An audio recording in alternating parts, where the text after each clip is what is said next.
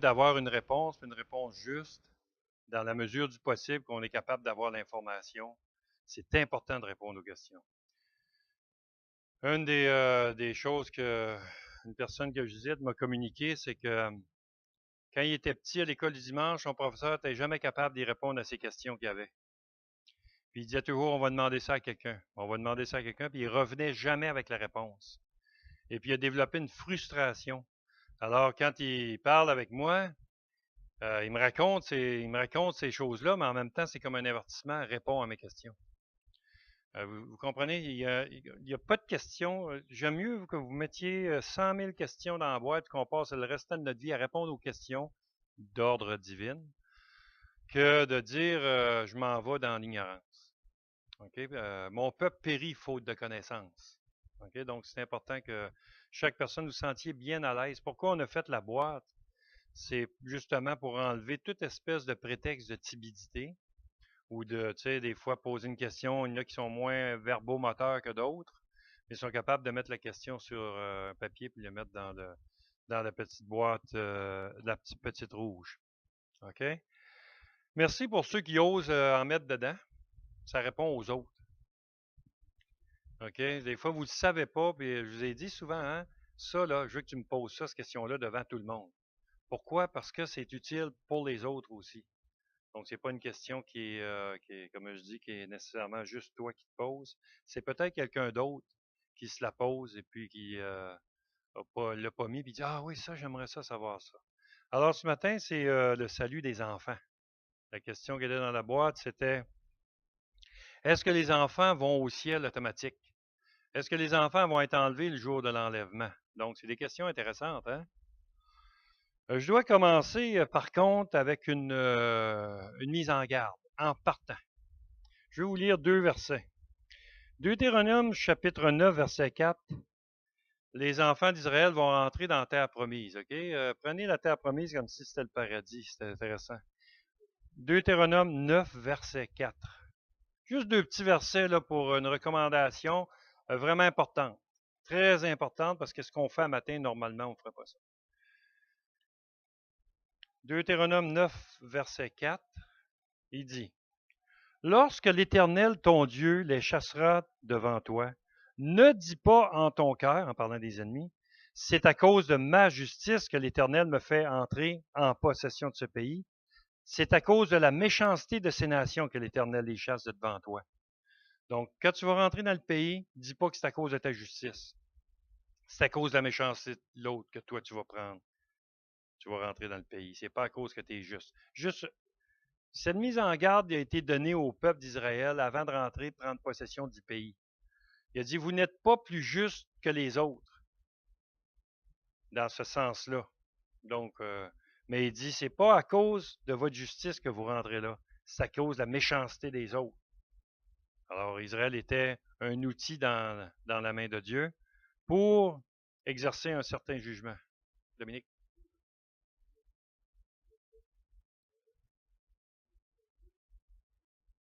Oui, c'est ça. Oui, c'est ça, mais c'est le mot justice qui est pas bon. Alors, est-ce que le peuple d'Israël était bon? C'est ça. Non, il n'était pas comme le méchant parce que l'obéissance du peuple d'Israël était envers Dieu.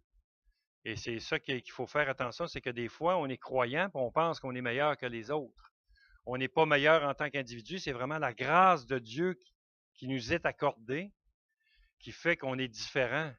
Mais c'est vraiment la grâce de Dieu. Alors, comme j'expliquais à une personne que je visite aussi, que vous connaissez, mais je ne mentionne pas parce que c'est filmé. Mais cette personne-là, je lui ai dit clairement, je lui ai dit, écoute, de tout le monde qui est en prison ici, là, moi, je peux être là. Là. C'est la même affaire. Il n'y a personne ici qui est pire que moi. J'ai juste pas commis l'acte, mais j'ai la capacité de commettre tous les mêmes actes. Donc, je suis capable de mentir, tuer, voler, violer, tous les crimes, vous pouvez les mentionner pour lesquels les détenus sont là. J'ai la capacité de faire la même chose. Je ne fais pas ces choses-là parce que j'obéis à Dieu. Alors, est-ce que ça fait de moi quelqu'un qui mérite plus d'aller au ciel ou pas aller au ciel? Non, ça ne fonctionne pas sur notre mérite. Ça fonctionne simplement sur la grâce qui est à travers Jésus-Christ.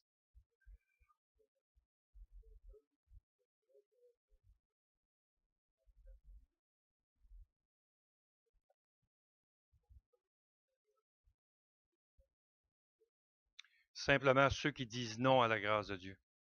La ligne, c'est pas le degré de méchanceté, c'est vraiment la ligne de la réponse à Dieu. N'oubliez pas qu'ils avaient toute la capacité de devenir Israélites. Ils avaient toute la capacité. Ils l'ont juste pas fait. Ils ont dit non. Il y a des peuples qui l'ont fait, mais eux autres ont dit non. Alors, ils vont être chassés du pays à ce moment-là. Ça, c'est juste, en tout cas, pour un avertissement. Deuxième verset. Je vais garder le même ordre. Dans Romains, chapitre 10, que vous connaissez bien, et que trop souvent les croyants mettent de côté. Et ici, c'est un blâme que je fais au christianisme. Le Romains, chapitre 10, le verset 6. Il y a un commandement qui est là, puis qui est mis de côté tellement régulièrement, là, c'est incroyable, la fréquence.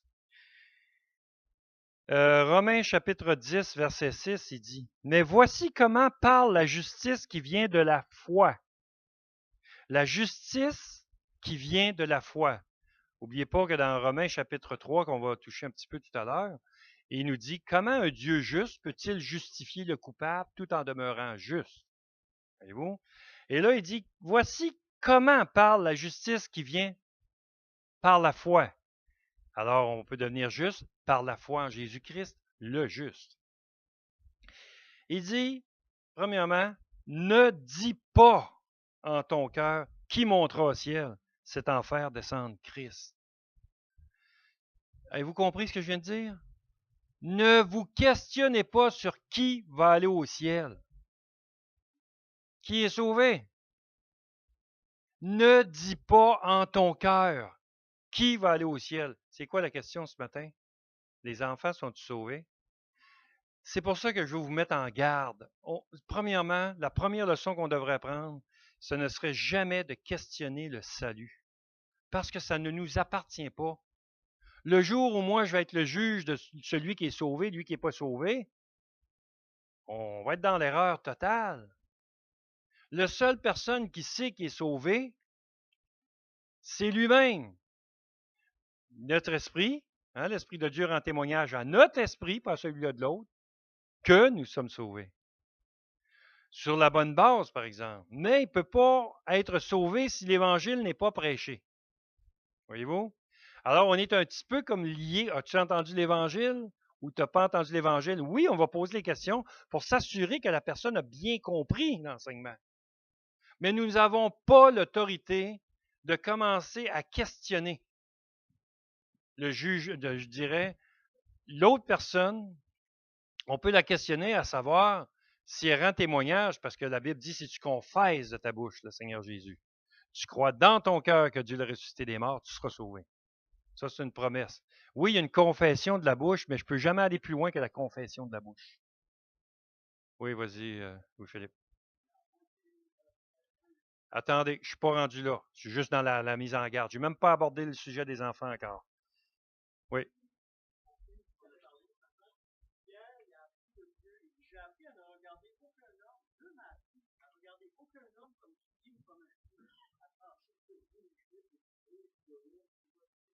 Exactement. Et c'est intéressant, Pierre, tout d'un coup, il fait comme si ça faisait longtemps qu'il l'avait appris. Tu sais. Il venait de l'apprendre. Mais c'est intéressant, il l'a appliqué tout de suite, par exemple. Rosario.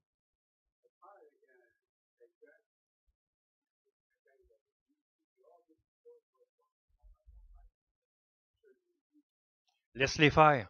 Examinez-vous vous-même pour voir si vous êtes dans la voie.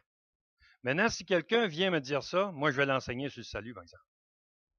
Je ne vais pas questionner ce qu'il est en train de faire ou dire, mais je vais l'enseigner ce que la Bible dit.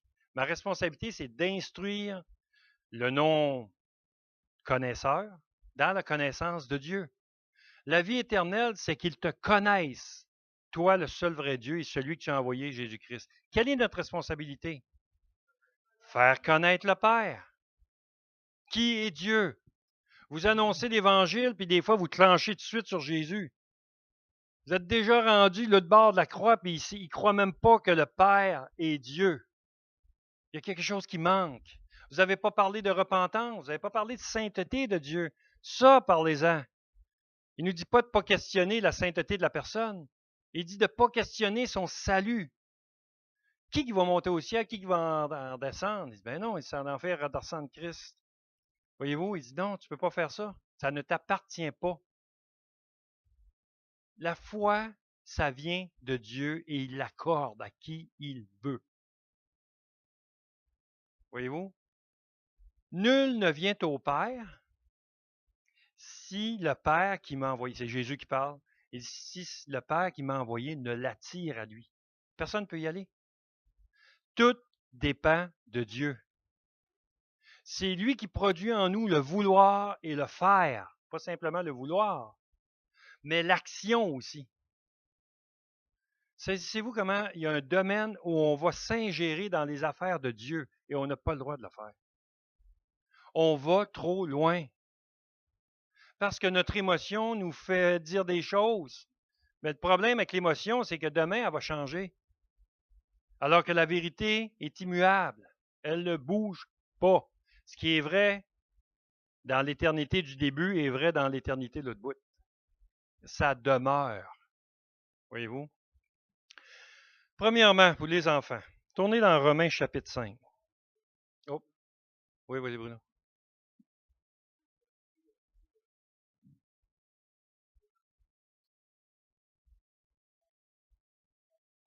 Je ne vais pas parler de ça encore.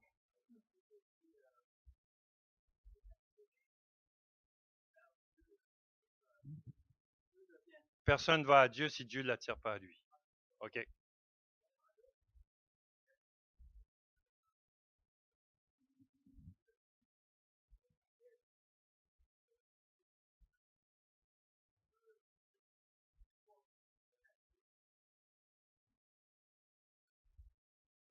OK. Ah, OK, OK, je comprends ta question. Parfait.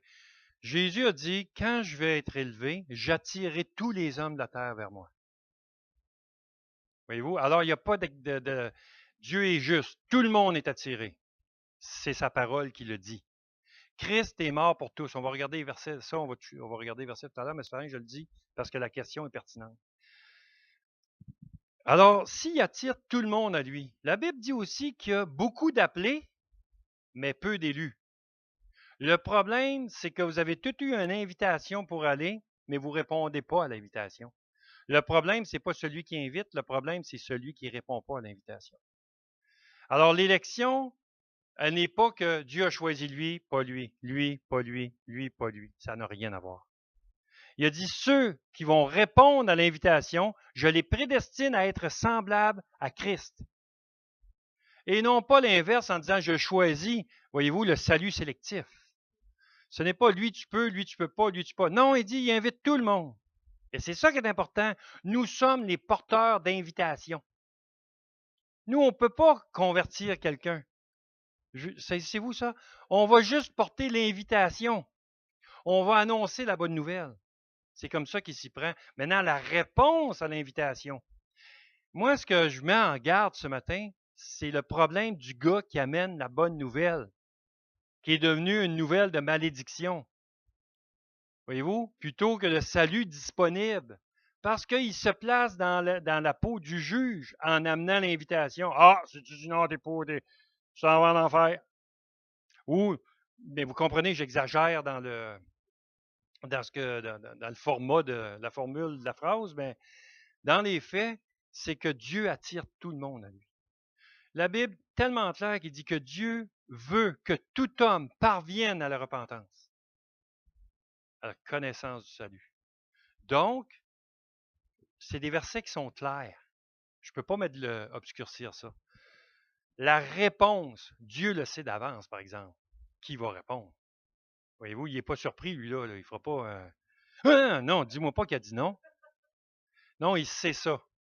Est-ce que ça l'influence? Non. Il y a le décret arrêté de Dieu qui est immuable. Puis il y a les décrets qu'on peut faire changer Dieu d'idée.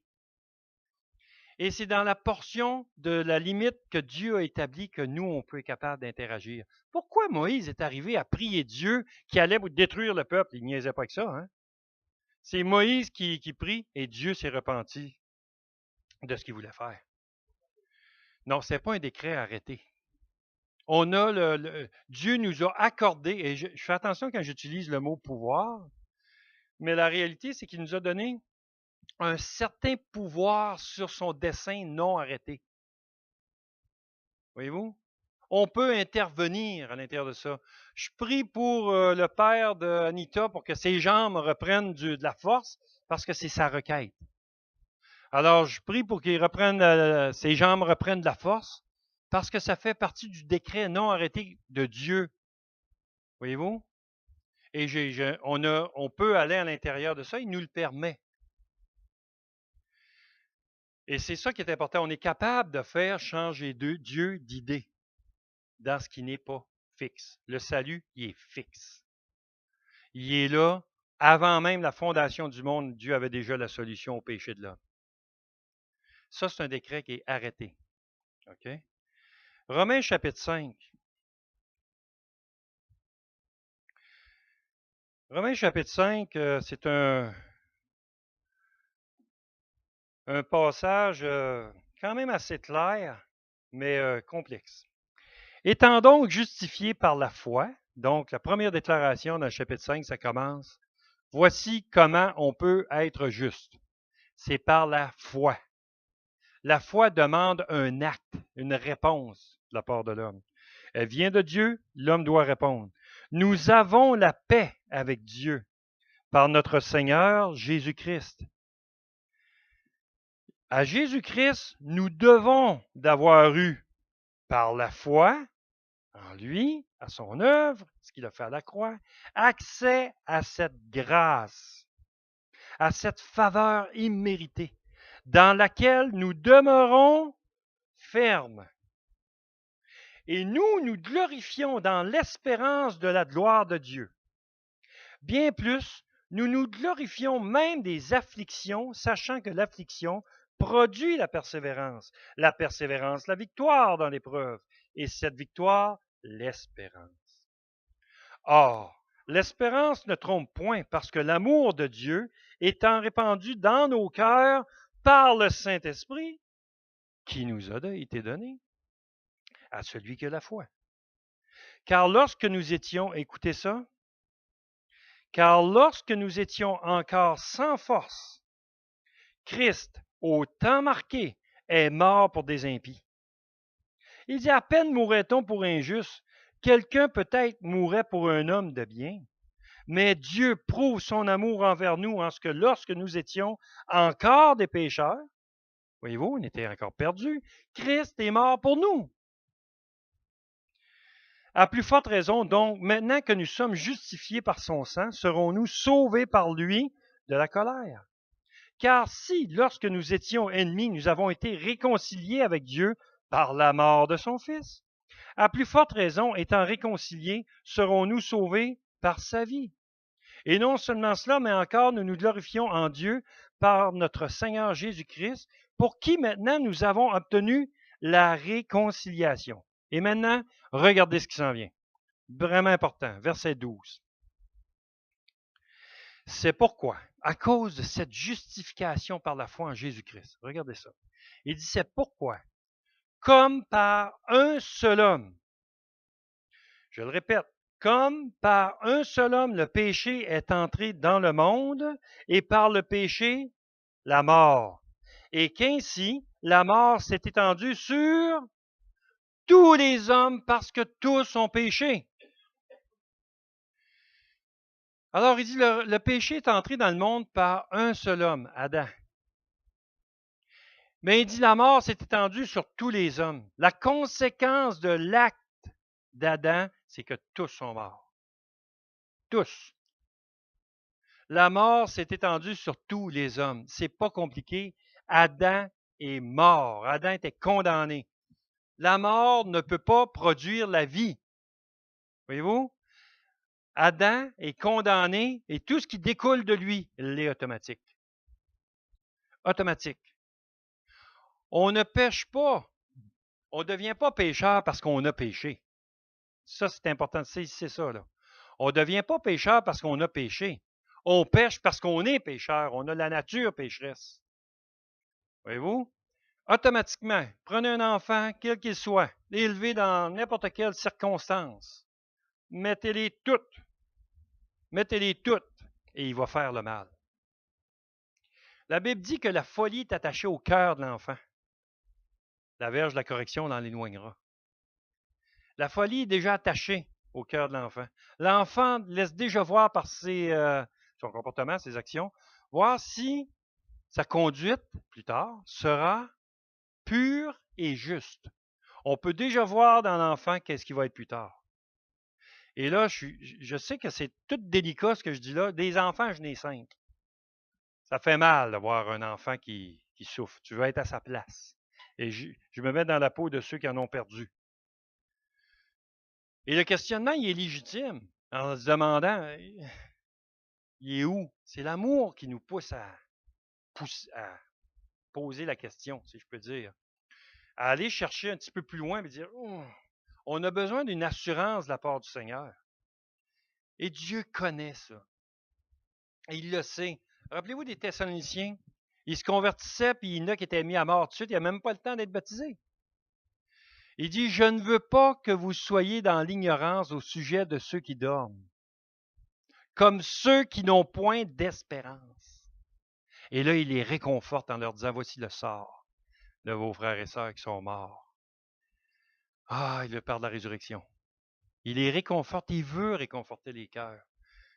Et c'est pour ça que je dis la question est légitime et la question se pose. Voyez-vous? Mais il y a une chose que je ne veux pas faire, c'est de dire que l'enfant, il n'a pas la nature pécheresse. C'est faux. Il découle d'Adam. Dans le psaume 51, OK, un petit résumé rapide, là, c'est que l'enfant qui vient au monde porte la nature pécheresse. OK? Il n'est pas innocent devant Dieu. Il est condamné à cause de cette nature qui a hérité d'Adam. OK? Jusqu'ici, ça fait mal.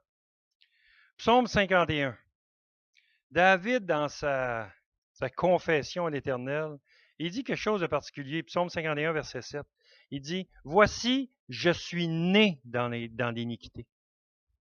Je suis né dans l'iniquité et ma mère m'a conçu dans le péché. Avant même ma conception, j'étais pécheur. » Il avait vraiment compris, hein? Psaume 51, verset 7. Dans le psaume 50, excusez-moi si je vais trop vite, là, je vais juste me faire signe parce que ça peut arriver là. Psaume 51, 7. Voici, je suis né dans l'iniquité et ma mère m'a conçu dans le péché. Psaume 58, 4. Le psaume 58, verset 4, il dit, les méchants sont pervertis dès le sein maternel. Les menteurs s'égarent au sortir du ventre de leur mère. Est-ce que vous avez ça? Psaume 58, 4. Les méchants sont pervertis à partir de quand? Dès le sein maternel. Les menteurs s'égarent quand? Au début de tout, au sortir du ventre de leur mère. OK. Éphésiens chapitre 2. Vous pouvez tourner, s'il vous plaît.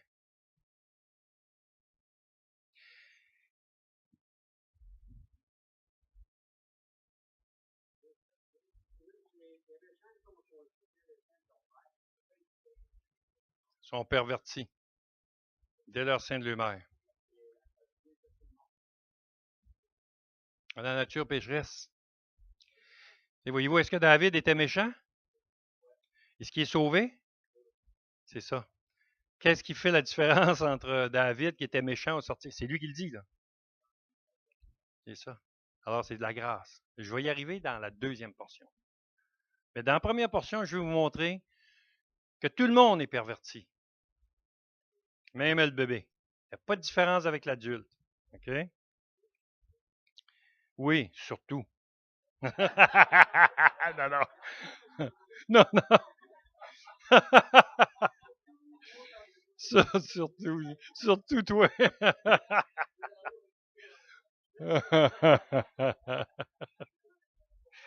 Ouais. Pour ceux-là qui sont sur Skype, c'est Rosario qui vient de parler. Parce que Skype est ouvert et ils connaissent. Fait que... Éphésiens chapitre 2. Écoutez ça. Ou bien lisez-le avec moi si vous voulez. Vous étiez morts par vos offenses. Je suis au verset 1. Éphésiens chapitre 2, verset 1.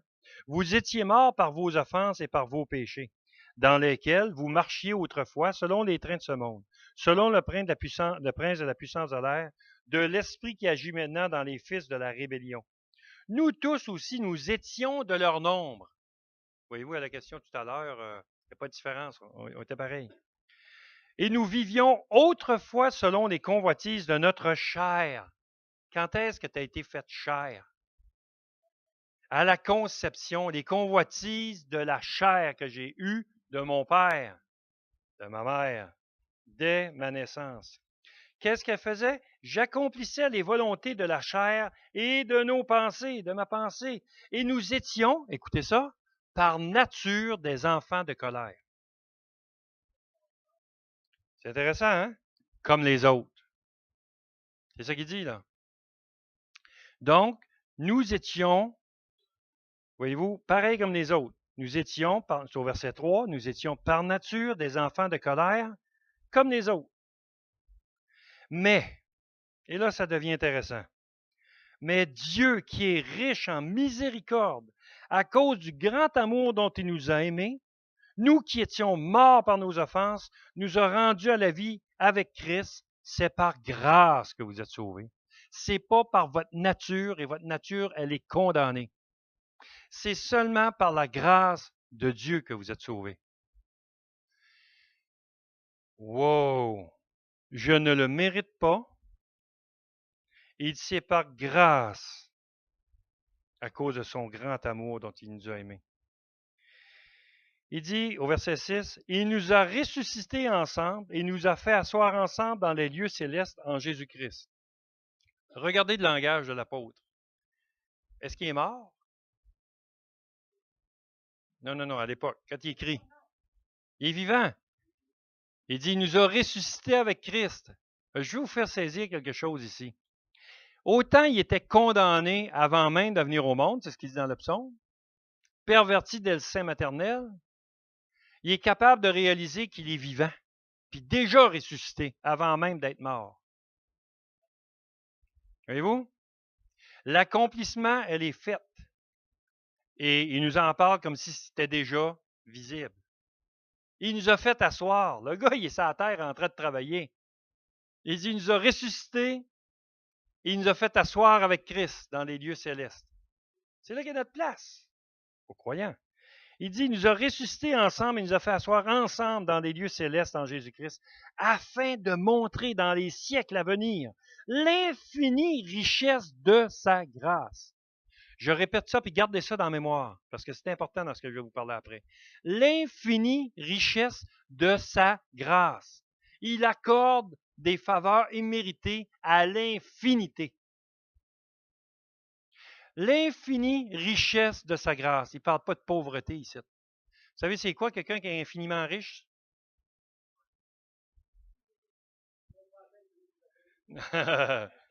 Il peut payer celle-là des autres. Pourquoi? Parce que sa richesse est infinie. Comment tu dois? C'est quoi tes dettes? Ben, payer tes dettes. Ah, tu pourras jamais. Hey, moi, je dois 500 piastres. Facile. Ah, l'autre, il vient, il dit, ben, moi, j'en dois 5000. Facile. Ouais, mais moi, là, c'est 50 000, là, moi. Facile. Ouais, mais moi, c'est 500 000. Facile. Ouais, mais moi, c'est 5 millions. Facile. Ouais, mais moi, c'est 5 milliards. Il est riche, le gars, tu sais. Il a une grosse dette. Facile. Il a regardé le pays. Canada, comment tu dois? 600 milliards? Comment? Il n'y a rien là. Hey, demande à ton chum des États-Unis comment ils doivent. Oh, on va les payer pareil. L'Europe, c'est quoi le problème de la Grèce, là? Ils sont sur le bord de la faillite. Non, faites pas ça. Je vais vous le payer à dette, moi. Facile. Il est infiniment riche en grâce. Saisissez-vous la profondeur de l'infiniment riche? Sa grâce ne peut jamais s'épuiser. Jamais. Voyez-vous? Je vais vous faire saisir que des fois, on met la grâce de Dieu dans un petit pot. Mais ici, afin de montrer l'infinie richesse de sa grâce. Quand est-ce qu'il veut montrer ça? Quand est-ce? Par sa bonté envers nous en Jésus-Christ, car c'est par la grâce, verset 8, que vous êtes sauvés. Par le moyen de la foi. Et cela ne vient pas de vous. C'est le don de Dieu. C'est gratuit, ça ne vient pas de toi. C'est pas parce que tu es une bonne personne que tu vas être sauvé. C'est parce que Dieu est infiniment riche, infiniment bon. Lui est bon, comme Jésus a dit. Il y a de bon que Dieu seul. Voyez-vous? L'infinie richesse de sa grâce. Alors, c'est important que vous saisissiez cette petite portion-là. C'est par grâce que vous êtes sauvés. La religion ne peut pas vous sauver. Le fait d'être une bonne personne ne vous sauve pas. Il dit c'est la grâce seulement. Par le moyen, c'est la foi. Croire. Et cela ne vient pas de vous, ça vient de Dieu. C'est le don de Dieu. Ce n'est point par les œuvres afin que personne ne se glorifie. Personne d'entre vous ici ce matin est meilleur que lui qui est assis à côté. Personne. C'est personne. Vous ne pouvez pas vous glorifier d'être sauvé, d'être une bonne personne. Tu ne peux pas. Il dit afin que personne ne se glorifie. Personne ne pourrait dire moi je suis correct. Voyez-vous? Donc, une chose est claire. Allez dans Romains chapitre 3.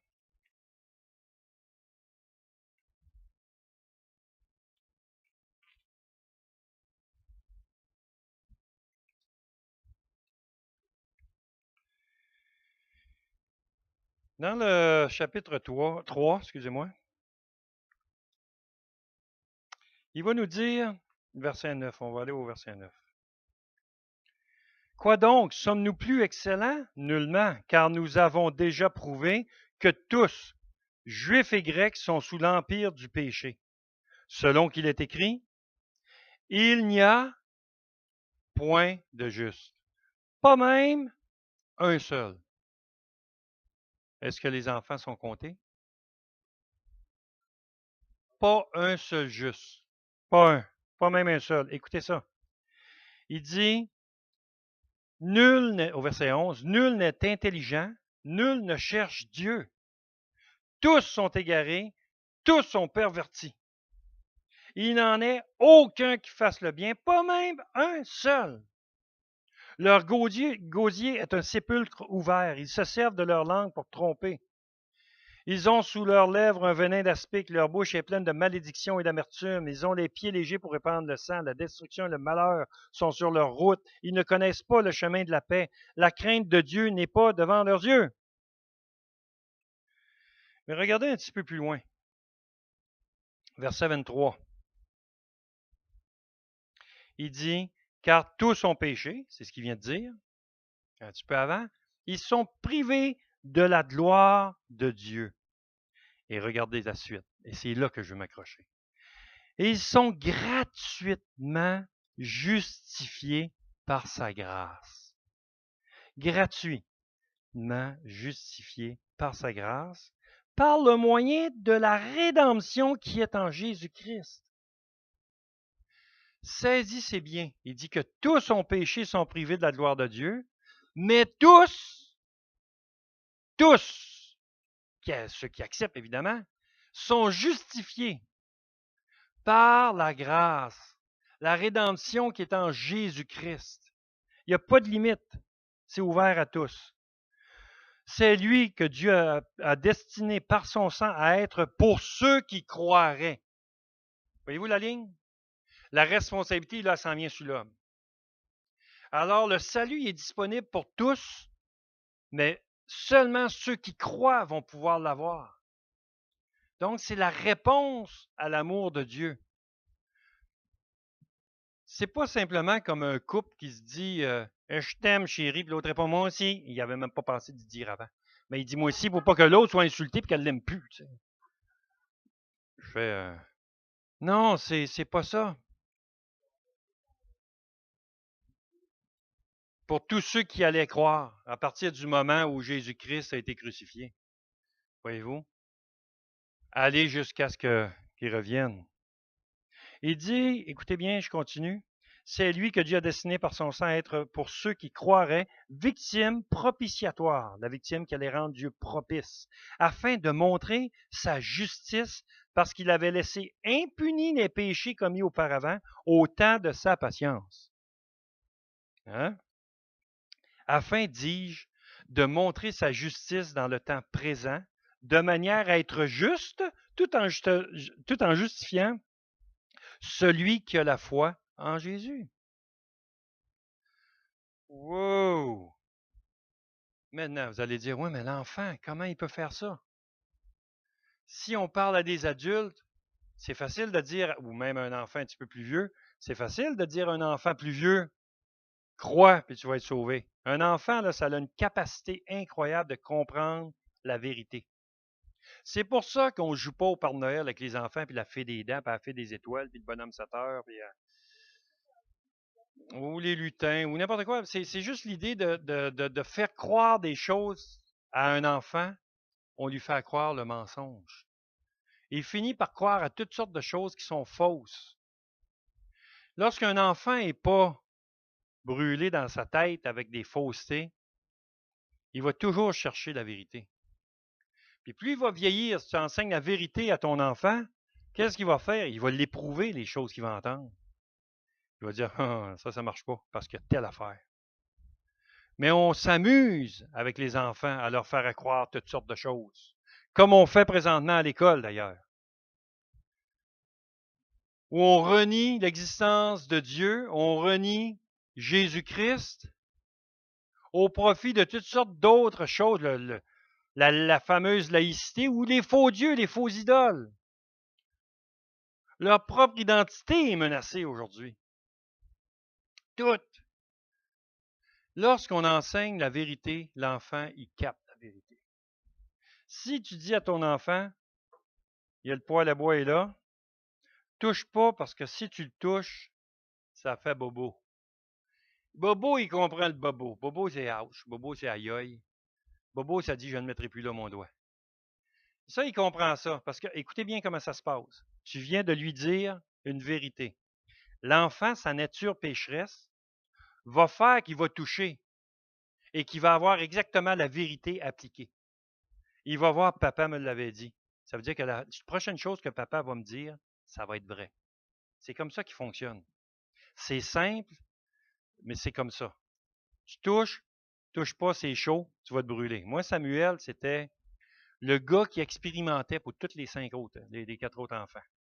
Si tu dis à Sam, touche pas, le poêle à bois, c'est chaud, tu vas te brûler, il était déjà parti à regarder quand est-ce qu'on allait avoir passé le corps de la porte pour tester ce qu'on avait dit. Et là, ça faisait... Il venait de comprendre la vérité. Voyez-vous? Et cette vérité-là, allait l'enseigner pour les prochaines choses que tu vas donner comme instruction. C'est pour ça qu'il ne faut pas jouer avec un enfant dans des affaires qui sont fausses. Appliquer à instruire nos enfants selon ce qui est vrai, non pas selon ce qui est faux. Et n'ayons pas peur non plus. Henri, s'il te plaît, oui.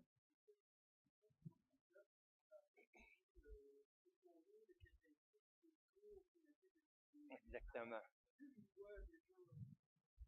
Oui, oui, non. Oui, on va y arriver dans l'autre étape. Mais c'est correct. C'est dedans. Tu suis. OK? Donc, soyons vrais, premièrement. Est-ce qu'un enfant peut être sauvé? Est-ce que je peux vous poser la question, est-ce qu'un adulte peut être sauvé? Est-ce qu'un vieillard peut être sauvé? OK. Il y a un texte qui est clair. Tous. Il s'applique aussi. Si tous sont condamnés, tous aussi sont capables d'avoir le salut. Vous comprenez? Alors, il est accessible pour tous. Christ est mort pour tous. Le tous qui incluait la condamnation, le tous qui inclut aussi la grâce. Maintenant, il y a quelque chose qui ne change pas. C'est le moyen de la foi. Et c'est là que le bas blesse. Parce que dès un bas âge, un enfant peut avoir la foi. C'est pas un problème. C'est pas un problème. Là où on va essayer de tricher, c'est d'essayer de dire oui, mais quand ça prend l'âge de raison. OK? C'est quand l'âge de raison? Moi, j'en connais qui ont 50 ans et ils ne sont pas raisonnables encore. Là. C'est quand? Ça commence quand, ça? Donne-moi un âge. Oh, ben ça dépend de un à l'autre. OK? Qui décide? Voyez-vous? Non, non, mais l'âge de raison. Qui décide dans ta vie d'aujourd'hui? Ah, mon enfant, il n'est pas raisonnable, il est rendu à 14 ans. Quand vous voyez les enfants, son bébé, hein? Ah, j'ai assez un bon bébé. Écoutez ça, écoutez ça. C'est comme ça que ça se passe. C'est assez un bon bébé, OK? Ah ouais, c'est un bon bébé, qu'est-ce qu'il fait? Il dort, il fait ses nuits. Ah, il répond à ton égoïsme. OK, je comprends, là. C'est ça, un bon bébé, c'est un bébé qui répond à tes besoins à toi. Comprenez-vous ce que je dis? C'est tellement un bon bébé. Ah, il braille-tu de temps en temps? Ben oui, il braille quand il a faim, il s'exprime.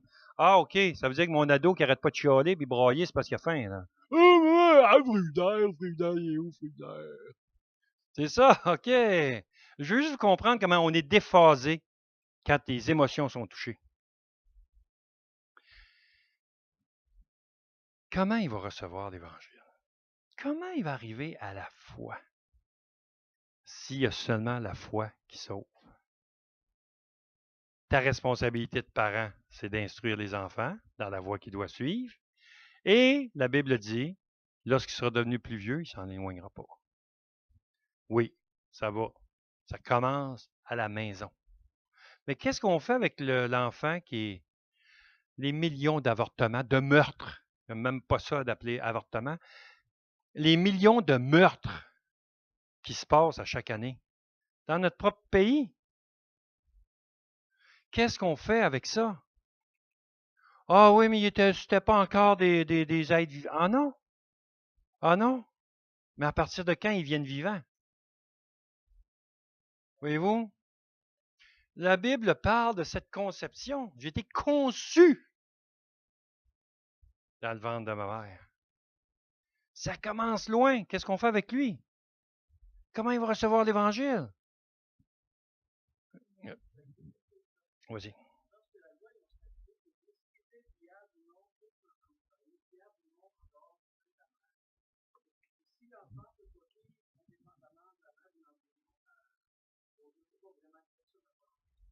Ouais.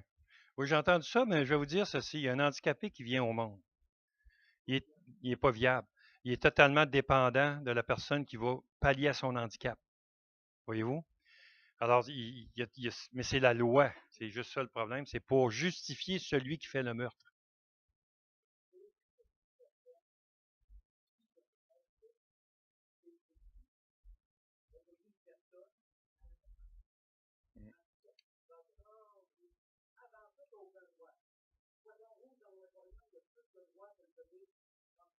Mm.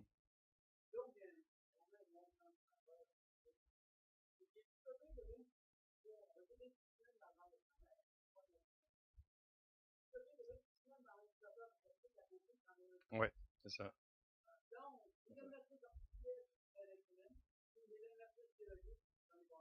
Ouais. OK, on va pas trop aller loin là. Attendez. On met les Jacobs, tout ça. Écoute, je veux vous mentionner, c'est parce que tout ça, vous voyez que c'est pas logique. Parce que quand l'homme décide à la place de Dieu, il y a tous les dérapages, vous pouvez les nommer, sont tous là. Ça va tout arriver. Oui, oui, c'est ça. Mais je veux même pas aller dans tout ça. Ce que je veux vous dire, c'est que dès que l'homme décide de quelque chose, il est dans le champ. Tous sont pervertis, Nul ne cherche Dieu. Voyez-vous? Ils ne viennent pas plus brillants quand ils viennent grands, là. Voyez-vous? Ça ne dit pas dans la Bible, plus que tu vieillis, plus que tu en as dedans. Quand on dit qu'un enfant est bon, ça c'est un bon enfant, comme je vous disais tout à l'heure, un bon bébé. Et là, quand est-ce qu'il vient plus bon? C'est quand il commence à plus vouloir faire ses nuits. C'est quand il commence à faire des choses qui ne te plaisent pas. Je veux juste vous montrer comment ça ne se tient pas debout, tout ça, ce langage-là. C'est ça. Par contre, tu sais, tantôt, je vous ai dit, ne dis pas qui va au ciel. C'est là que ça s'applique. Puis je vais vous donner quelques passages qui, pour moi, est encourageant. Il est encourageant pour l'embryon. Je vais l'appeler comme ça. Le plus petit qui peut être dès le début de la conception. Vous vous rappelez l'histoire de Jean-Baptiste? Regardez le Luc chapitre 1, verset 13, il dit, à partir du verset 13, l'ange lui dit, ne crains point, Zacharie, car ta prière a été exaucée. Ta femme Élisabeth t'enfantera un fils, et tu lui donneras le nom de Jean. Il sera pour toi un sujet de joie et d'allégresse, et plusieurs se réjouiront de sa naissance. Il n'est même pas né. Il parle déjà de ce qu'il va faire. Il parle même de la réaction des gens alentour. Déjà. Il n'est même pas né. Voyez-vous, je te dis que ça va être un gars, ta femme elle va avoir un enfant, ça va être un gars, puis tout le monde va être content. Tu vas l'appeler Jean pour ça. Il n'est même pas conçu. Il va s'appeler Jean. Car il sera grand devant le Seigneur, il ne boira ni vin ni liqueur enivrante, il sera rempli de l'Esprit Saint dès le sein de sa mère. Il n'est même pas né, puis il est déjà rempli du Saint-Esprit. Saisissez-vous? Y a-t-il quelqu'un qui a témoigné à Jean, là? Dieu. C'est Dieu le porteur premier de la bonne nouvelle. Il y a une dimension qui nous appartient d'aller porter la bonne nouvelle. Et il y a ceux-là que les bébés, Dieu s'en occupe. Puis savez-vous quoi? Ils comprennent bien plus quand c'est Dieu qui parle que quand c'est moi. C'est plus safe. Le message est pas mal clair. Écoutez dans le psaume 22. Allez-y, OK? Juste le verset, parce que je veux que vous le voyez de vos yeux. C'est un passage qui est frappant. Il y en a qui pensent que la Bible n'est pas claire. Dieu est clair. Il y a juste ceux qui lisent qui ne connaissent pas leur langue. Psaume 22. Dans votre verset, ça pourrait être verset 10, mais c'est 11 que celui que moi... Regardez ce qu'il dit. Verset 11 surtout. Là. Dès le sein maternel, j'ai été sous ta garde. Dès le ventre de ma mère, tu as été mon Dieu. Il ne parle pas. Il ne respire pas encore. Il dit, j'ai été sous ta garde dès le début. Dès le ventre de ma mère, tu as été mon Dieu. Nommez-moi des personnes qui ont confessé que Dieu était leur Dieu. Dans la Bible. Nommez-moi des personnes qui ont déclaré que Dieu était leur Dieu. Thomas, qu'est-ce que dit Thomas? Mon Seigneur est mon Dieu. Moïse, déclaration devant un miracle. Pas quelqu'un qui aurait grandi dans la religion, mais quelqu'un qui a vu. Pierre, Paul, David. Et là, on est capable d'en prendre. Celle-là qui, moi, me frappe lorsque le plus, évidemment, c'est Thomas à cause de ce qu'il ne croyait pas. Il croyait en Jésus, mais il ne croyait pas, on dirait, à la résurrection. Peut-être qu'il avait été corrompu par la gang de faux enseignants. Mais déjà, moi, quand je vais le voir, je vais le croire. Mais quand il l'a vu, par exemple, il y a eu Lui, là, mon Seigneur et mon Dieu était une déclaration. C'est intéressant que le texte ici, dans le psaume 22, ça dit « Dès le centre de ma mère, tu as été mon Dieu. Dès le sein de ma mère, tu as été mon Dieu. Quand j'étais un embryon, tu étais mon Dieu. » La décision ne s'est pas prise dans les jours qui ont suivi. Il dit « Dès le ventre de ma mère. » Wow. Vas-y, Rudy.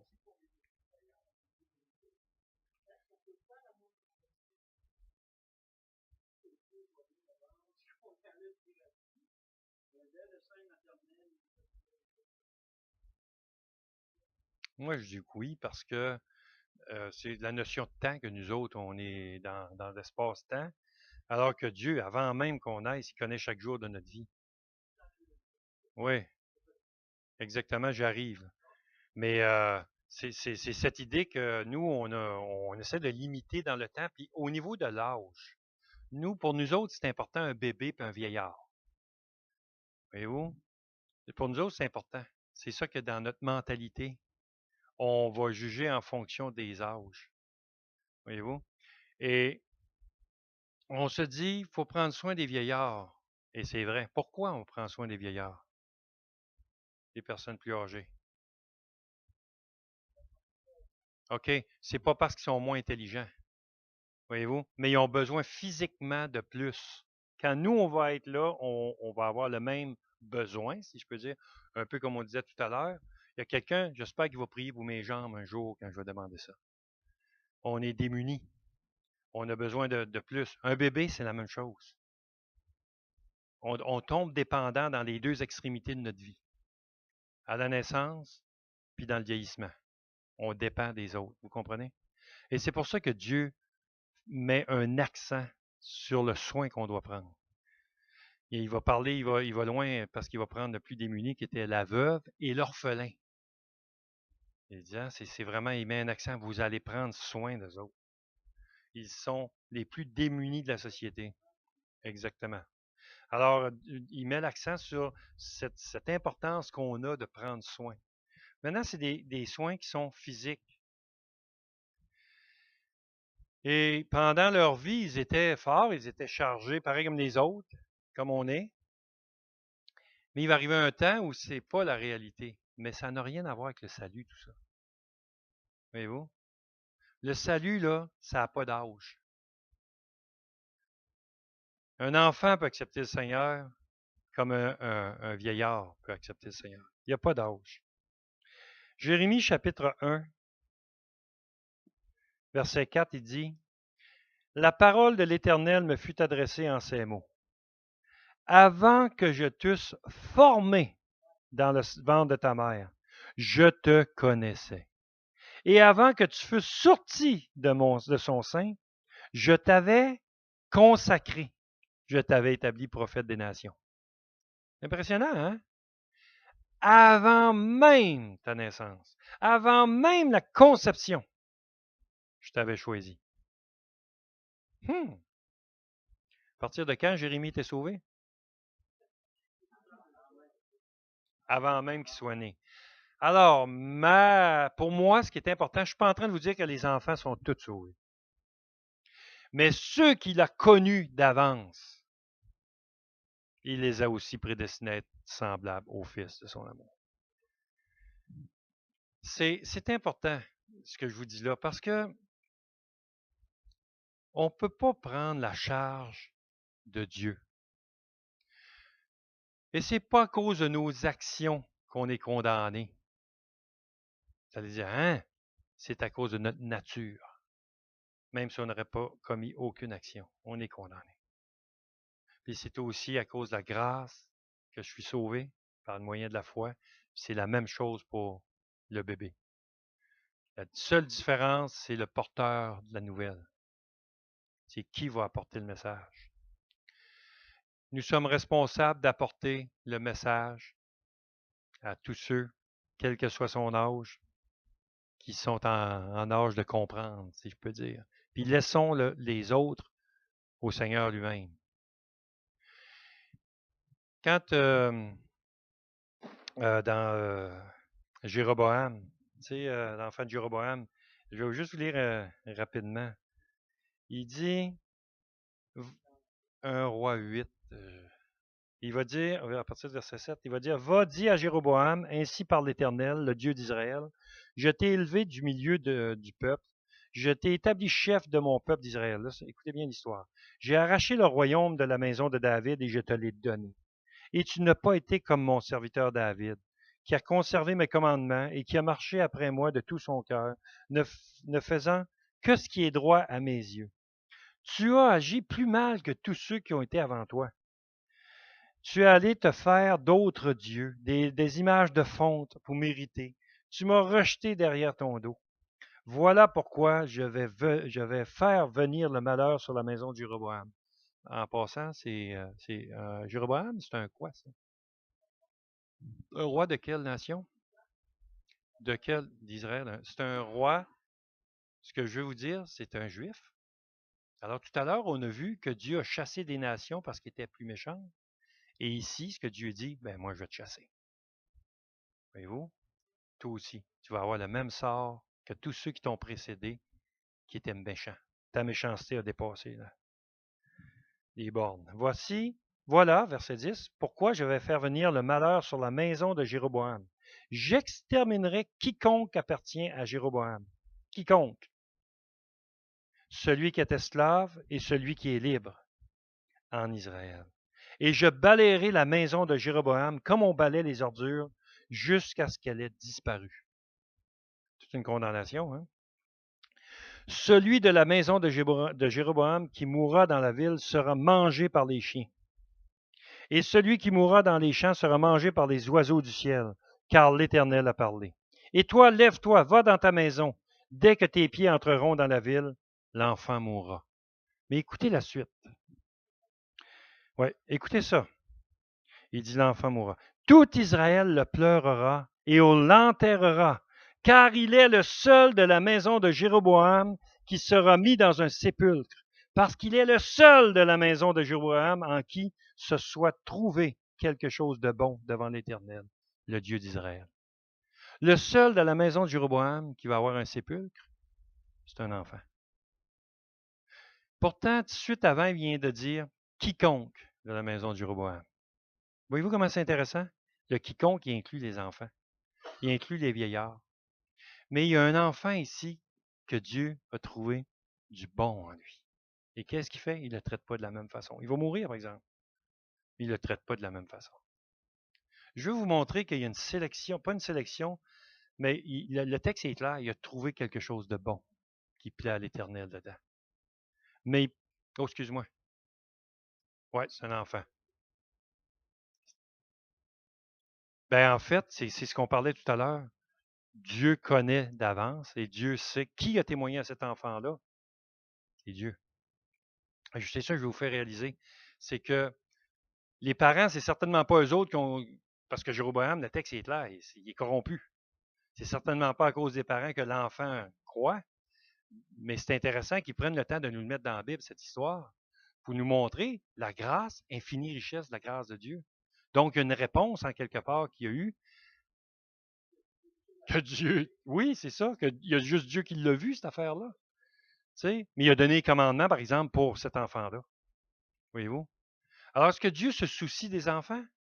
Et ce texte-là nous dit, wow, Jésus, dit, laissez venir à moi les petits-enfants. Wow, les autres étaient tannés, puis ils ne voulaient pas que les enfants aillent importuner Jésus. Oui, c'est ça, gestionner. Et là, il prend le temps de dire, wow, wow, wow, laissez-les venir à moi. Parce que c'est ceux-là qui leur ressemblent qui vont avoir le royaume. Il ne leur dit pas que les enfants sont sauvés, mais il dit, sont dans la bonne voie. C'est...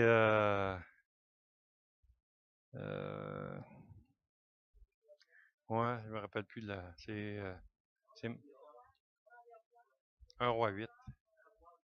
Un roi 8, verset 7 en montant.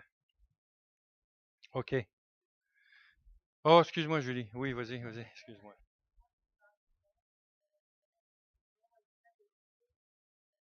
Non, la référence à ça, c'est David qui parle du bébé qui va mourir. Ouais. Et il va aller le retrouver. Ouais. Mais Il ne parle pas de salut. Il parle de quelque chose qui comprend que David va aller dans la mort, lui, avec. C'était dans ce sens-là, mais ce n'était pas en rapport avec le salut. Ouais. Oh, 2. Vas-y donc, check donc tout de suite, ouais. Ah, ben, du me l'écrire, hein. Non, attends. Parlez pas tout en même temps. Ça, c'est la pire affaire. Ou je sais pas, on va trouver ça, vous allez voir. C'est ça, Louis?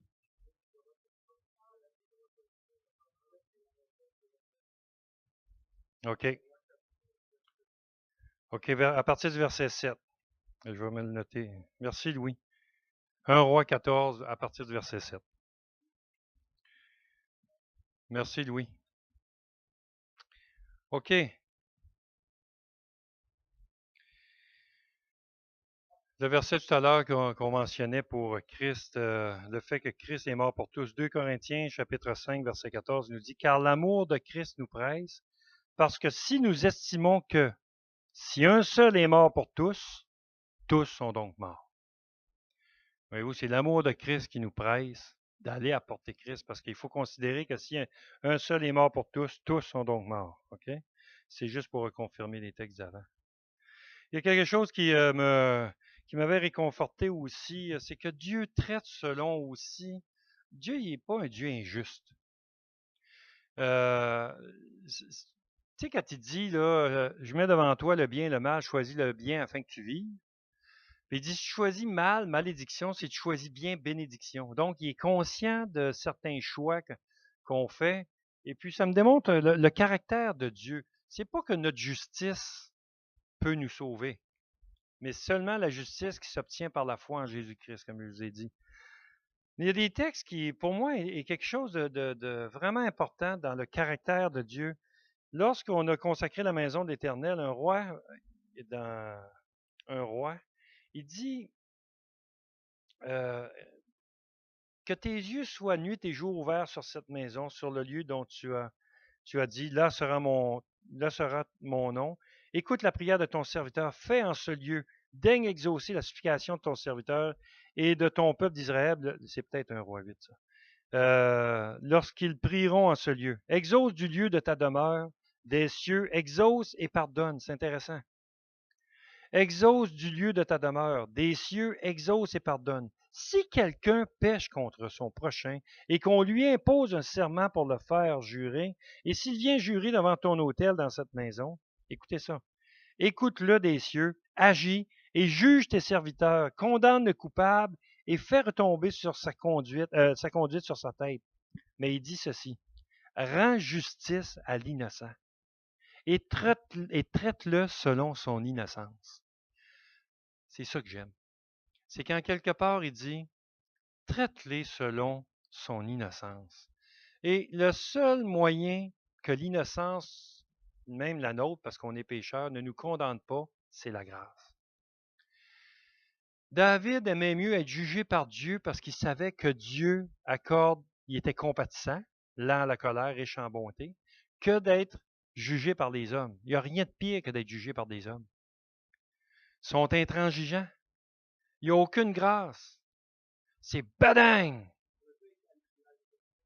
Oui, absolument, absolument. Il n'y a aucune grâce là-dedans. À qui vous aimez mieux faire face? À la justice de l'homme ou la justice de Dieu? Si vous y êtes préparé, oui. Voyez-vous? Avec la justice de l'homme au Canada, le plus que tu vas pogner, c'est prison à vie. Donc, jusqu'à ce que tu meurs, tu vas être emprisonné. Mais avec Dieu, la justice de Dieu, c'est l'éternité qu'on parle. Voyez-vous? La conséquence est éternelle. Mais, si tu as la foi, c'est que Dieu a déjà payé ta dette. Alors, quand celui à qui tu dois rendre compte, il vient et dit, hey, je suis venu pour me faire payer. Tu sors de ta poche.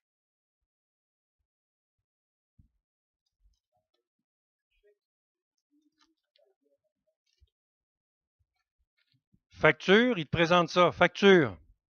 Puis toi, tu lui présentes l'autre morceau, payé. Comprenez-vous? Payé. Mais qui a payé ça? C'est Jésus. Infinie richesse de sa grâce. Parce qu'elle est payée, tu veux l'avoir? Mais est-ce que vous saisissez que même pour l'enfant, que ce soit l'adulte, on est dans le même bateau? Il y a un seul moyen de salut, c'est Jésus-Christ. Et si vous pensez que Dieu ne parle pas, j'espère que les textes que vous avez vus vous montrent que Dieu parle quand même que tu n'as pas des oreilles de formé encore. Voyez-vous? Parle au cœur. Bien avant qu'on soit formé. Oui, vas-y, David.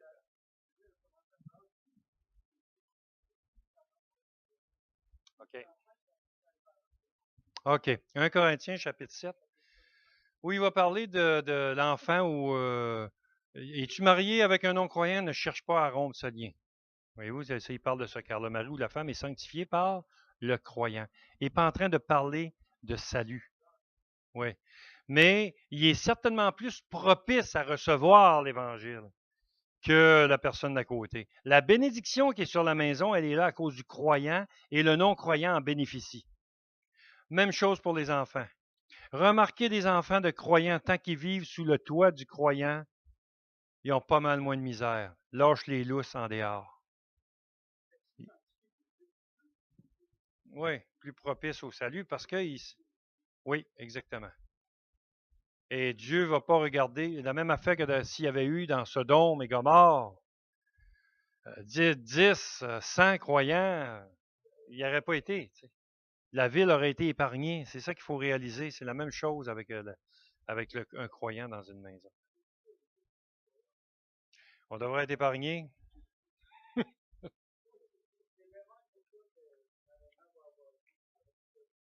Le jugement va arriver. Mais en passant, ayez une pensée pour nos frères, nos sœurs qui sont en train de mourir de l'autre bord de la planète à quantité industrielle.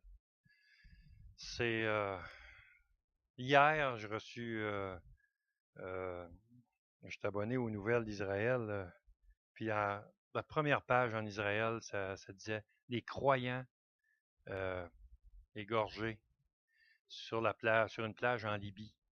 Et c'est tout filmé. Tu vois les croyants s'en aller. Puis ils prennent le temps de le mentionner en Israël que c'est des chrétiens. Tu sais, sur la plage. Dimanche passé, je suis sensible à ces affaires-là. Ça m'affecte. Ça m'affecte. C'est des croyants, tu sais. Ils vont mourir pour leur foi, puis nous autres, on est gras, tu sais. Puis ça m'affecte. Puis je vous dis, oubliez-les pas dans vos prières. Oubliez pas, donnez que Dieu leur accorde de mourir dans la joie de la présence du Seigneur, après que le couteau est passé sa gorge, c'est la présence directe. La vision change d'un monde atroce dans lequel on vit, pour une vision céleste. Et j'ai toujours cette pensée qui, jusqu'à quand, Seigneur, tarderas-tu à venger le sang? C'est notre sang. Ils sont en dessous de l'autel, puis ils crient jusqu'à quand? Il dit, c'est pas fini encore. Il y en a d'autres qui doivent être sacrifiés, martyrs. À cause de Christ. Ça dit bien à cause de Christ. Pas à cause de d'autres choses. Là. Pas parce qu'ils se sont fait péter une bombe. Non, non. C'est pas ça un martyr. Ça, on appelle ça un meurtrier. Pas la même affaire, pas en tout. Un martyr, là, c'est celui qui meurt pour sa foi. C'est pas celui qui fait mourir les autres par sa supposée foi. C'est bien ça. C'est ça qui est dans la Bible. Mais ayez une pensée là, dans votre prière. Là, rajoutez-les. Ces personnes-là. Vous savez, quand tu souffles, là, il n'y a rien de plus valorisant, je dirais, de plus encourageant que de savoir qu'on prie pour toi. On peut rien faire, on peut pas te libérer, mais on souffre avec toi. Tu peux rien faire. C'est comme le mari quand il voit sa femme accoucher. Pour ceux-là qui ont déjà assisté à ça, là. Ouf, tu sais, t'es impuissant. Tu dis, aïe, aïe, je voudrais donc prendre. Tu fais rien. T'sais. Un événement de douleur, puis que tu peux rien faire. Tu peux juste être un encouragement à côté. Puis, et c'est un peu ça avec les autres croyants. Ils sont en train de souffrir la mort. Et puis, je me mets dans toute l'angoisse qui précède tout ça.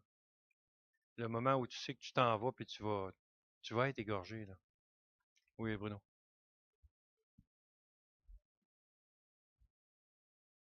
Simplement s'ils se repentent. Il n'y a pas de pardon sans repentance. Oui. Ah oui, les chrétiens ne les condamnent pas. Oui. Ils font comme le jeune homme que je vous ai conté tantôt. Dans leur pensée, ils ne savent pas ce qu'ils font. T'sais? Alors, l'attitude du croyant, c'est toujours d'être prêt à pardonner. C'est d'ailleurs un des fruits de l'esprit. Un croyant, ça pardonne. Ça ne tient pas rancœur. C'est pas capable de nécessairement oublier dans le terme comme tu viens de me le demander comme, comme question.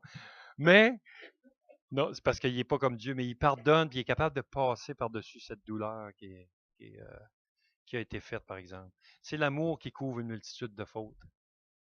Mais ça dit couvre une multitude de fautes. Tandis que pour Dieu, ça dit l'amour à l'autre. À l'autre, la faute. Tandis que l'être humain, il n'a pas cette capacité de nécessairement oublier. Il y en a des fois qui vont dire ah, j'avais oublié ça. Ben, moi, je me dis que quand tu l'as oublié, c'est une grâce de Dieu. Ouais, c'est vraiment de quoi supplémentaire. Mais non, pour répondre à la question, non. Est-ce que vous avez d'autres. Oh, ok, je ne serai pas là. Ah, OK.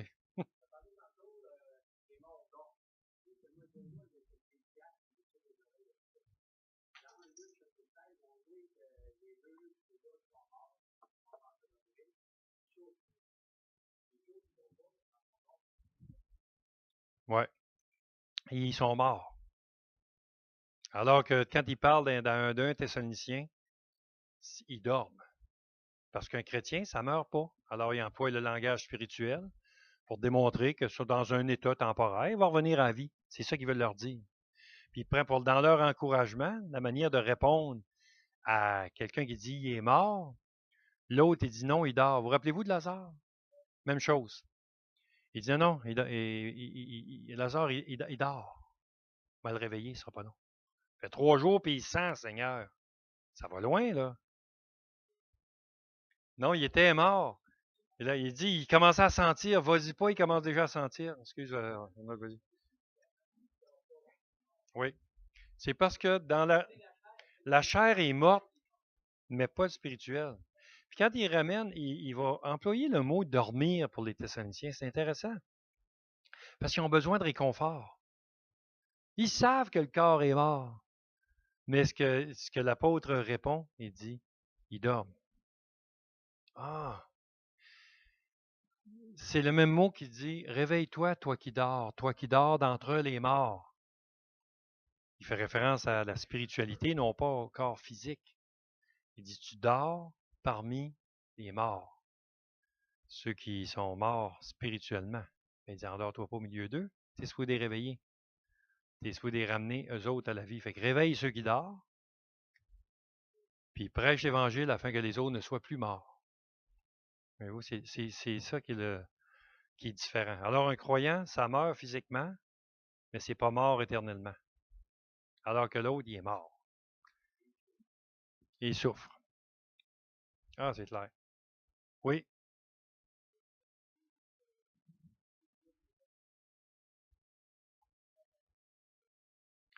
À quelle place exactement? Verset 10? OK. En ce moment, les disciples s'approchèrent de Jésus et dirent, qui donc est le plus grand dans le royaume des cieux? Jésus, ayant appelé un petit enfant, le plaça au milieu d'eux et dit, je vous le dis en vérité, si vous ne vous convertissez et si vous ne devenez pas comme les petits enfants, vous n'entrerez pas dans le royaume des cieux. C'est pourquoi quiconque se rendra humble comme ce petit enfant sera le plus grand dans le royaume des cieux. Premièrement, la question c'est qui le plus grand? Alors la réponse de Jésus, il va utiliser les enfants, il dit c'est le plus petit qui est le plus grand. Alors l'illustration de Jésus ici, il n'est pas en train de dire que les enfants vont au ciel. Ce passage-là est en train de nous dire, vous devez vous convertir et devenir humble comme ces petits. Voyez-vous? Exactement. Alors, le point central, c'est qu'il a utilisé les enfants pour dire, c'est qui le plus grand ici, là? Il dit, c'est le plus petit. C'est le plus humble, c'est lui le plus grand dans le royaume des cieux. Alors, c'est ça le... Ouais. Non, non, non, non. Non, il a besoin de se convertir lui aussi. Alors, quand il dit, il apprend les... Ben, c'est ça que je disais tout à l'heure, ça dépend, ça va dépendre. Dieu, y a-tu parlé? Est-ce qu'il a reçu le message de l'Évangile? Alors, s'il n'a pas reçu de la bouche des hommes, le message, c'est certain qu'il est prêché. Ça, c'est sûr. Il n'y a aucune place dans la Bible où on voit que quelqu'un ne pourrait pas être attiré à Dieu. Il n'y a pas d'âge. Et c'est pour ça qu'il dit, quand il va mourir, il va attirer tous les hommes de la terre vers lui. Ça inclut, moi, le tous, là, j'ai de la misère à faire une partition dans le tous parce qu'il inclut tout. Tu sais? Oui, OK. Oui. Il dit, gardez-vous de mépriser un seul de ces petits, car je vous dis que leurs anges dans les cieux voient continuellement la face de mon Père qui est dans les cieux. Car le Fils de l'homme est venu sauver ce qui était perdu. OK? Le point, c'est quoi? Si vous me dites que ça, c'est le salut, il vient de dire qu'ils sont perdus. Donc, il y a un ange intercesseur. Allez dans Job, chapitre 33. OK? Gardez votre main là si vous voulez. Là. Tournez avec moi dans Job. Job, chapitre 33. Écoutez, attendez. Tu as dit à mes oreilles, et j'ai entendu le son de tes paroles. Je suis pur, je suis sans péché. Là, c'est Élihu qui reprend Job, au verset 8. Il dit, je suis net, il n'y a point en moi d'iniquité. Et Dieu trouve contre moi des motifs de haine. Il me traite comme son ennemi. Il met mes pieds dans les ceps. Il surveille tous mes mouvements. Ben là, c'est quelqu'un qui dit, je suis juste, je ne mérite pas ce qui m'arrive. C'est Job qui parle. Alors Élihu le reprend. Il dit, je te répondrai qu'en cela tu n'as pas raison, car Dieu est plus grand que l'homme. Veux-tu donc disputer avec lui parce qu'il ne rend aucun compte de ses actes? Et là, au verset 14, il dit, Dieu parle cependant, tantôt d'une manière, tantôt d'une autre, et l'on n'y prend point garde. Et regardez, il dit, il parle par des songes, par des visions nocturnes, quand les hommes sont livrés à un profond sommeil. Ils dorment. Il dit, Dieu lui parle. Un enfant qui est inconscient, là, ou qui est même conscient vivant, 3 ans, 1 an, embryon, ben, il est pareil comme celui qui dort. Il ne peut pas arriver à saisir ce qui se passe alentour de lui. C'est ça que je veux souligner. Et regardez, il dit, alors il leur donne des avertissements et met le sceau à ses instructions, afin de détourner l'homme du mal et de le préserver de l'orgueil, afin de garantir son âme de la fosse et sa vie des coups du lèvre. Son âme de la fosse, puis sa vie des coups du lèvre. Et là, il va parler de la douleur, ainsi de suite. Allez au verset 23. Il dit, mais s'il se trouve pour lui un ange intercesseur, un d'entre les 1000 qui annonce à l'homme la voie qu'il doit suivre, Dieu a compassion de lui et dit à l'ange, délivre-le afin qu'il ne descende pas dans la fosse. Ce que je veux vous dire, c'est qu'ici, on a un ange intercesseur. Et Jésus fait référence aux anges intercesseurs. Où il va. Est-ce que vous avez un ange? Prouvez-moi-le. Avez-vous un ange? Prouvez-moi ça. Non, c'est bon, un texte où Julie a dit l'ange de l'Éternel campe autour de ceux qui le craignent. OK. On va oublier l'ange de l'Éternel. Ouais. Donnez-moi, prouvez-moi que vous avez un ange. Je suis incrédule, moi, matin. Prouvez-moi ça. Ouais, t'en as. Ouais, c'est une preuve que j'en ai un pour moi.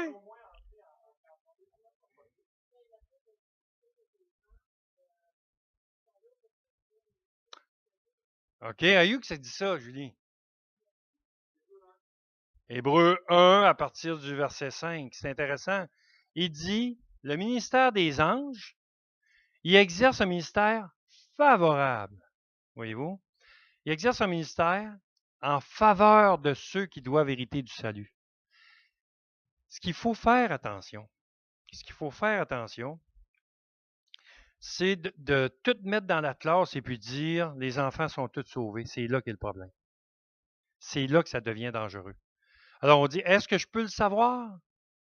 Non, mais c'est intéressant que Jésus prend les enfants pour montrer l'humilité d'un croyant, mais il ne dit pas les enfants sont sauvés. Mais il dit vous allez avoir à rendre des comptes pour le mal que vous allez faire à quelqu'un d'innocent. Voyez-vous? Et vous allez avoir des. Pourquoi il nous dit que les anges voient leurs anges voient la face de Dieu? Pourquoi il vous dit ça? Ça sert à quoi de savoir ça? Ça sert qu'au premier verset, il dit gardez-vous de mépriser un seul. Tu vas avoir des comptes à rendre si tu fais du mal aux enfants. Ils sont innocents. Est-ce que vous saisissez le cœur du texte? Le cœur du texte n'est pas en train de nous parler du salut. Le cœur du texte est en train de révéler le cœur de l'adulte.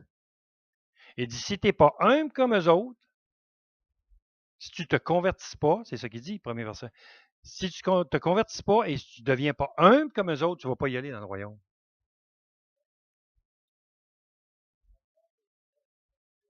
Ouais. Non.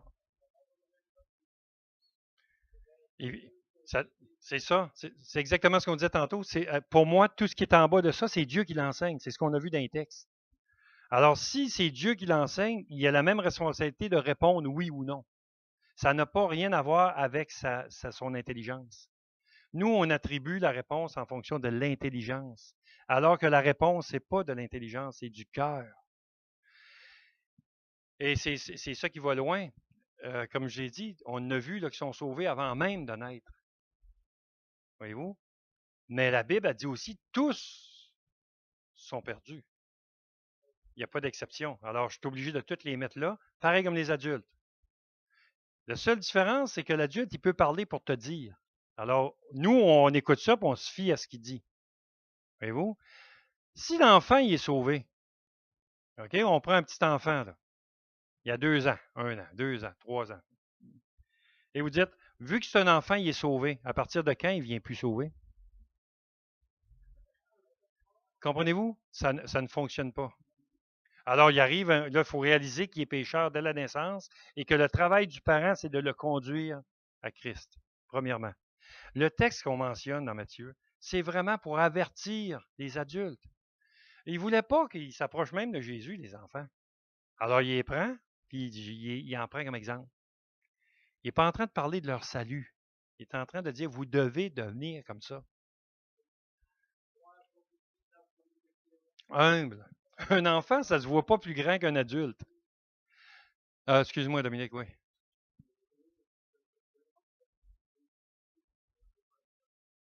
C'est exactement ça. Et c'est là qu'est tout le dilemme, parce que l'émotion prend le dessus. Puis peut-être qu'il y en a dans vous autres qui vont partir un matin et vont dire, c'est un malade, il dit que les enfants sont perdus. Ben, je vais vous dire pire que ça. Je suis plus malade que ça, je vous dis que tous sont perdus et sont privés de la gloire de Dieu. C'est ça qui est le point. Mais, il y a une solution. Ils sont gratuitement justifiés par la foi en Jésus-Christ. Par le moyen de la rédemption qui est en Jésus-Christ, voyez-vous. Ça ne vient pas de nous, c'est le don de Dieu. Donc, exactement. Il a le droit. Et là, la question, c'était, veux-tu contester contre Dieu? C'est ça qu'il lui dit à Job. Non, mais émotionnellement parlant, je vous le dis, là, il n'y a rien de pire dans la vie que perdre un enfant. Ça n'existe pas. Tu vas perdre ta femme, tu t'en attends. Perdre ton mari, tu t'en attends. Mais tu n'es jamais prêt pour la perte d'un enfant. Le parent, il veut partir avant l'enfant. Dans la vie, je parle logique normale. Louis, puis après ça, Dominique. Oui, oui. C'est dur de ne pas savoir. C'est ça, c'est officiel. Exactement. Exact. Oui, Dominique? Justement, c'est ça. En tout cas, on sait que c'est pas 24 heures. C'est exactement, c'est ça. Tu sais. Mais ce que je veux vous mentionner, tu sais, l'aveugle-né. Jésus va guérir l'aveugle-né, OK? Qui est un signe messianique en passant. C'était quoi la question de ses disciples? C'est-tu lui ou c'est ses parents? Mais voyez-vous, il associait ça tout de suite au péché. Il a dit non, c'est pas lui ni ses parents. Exactement.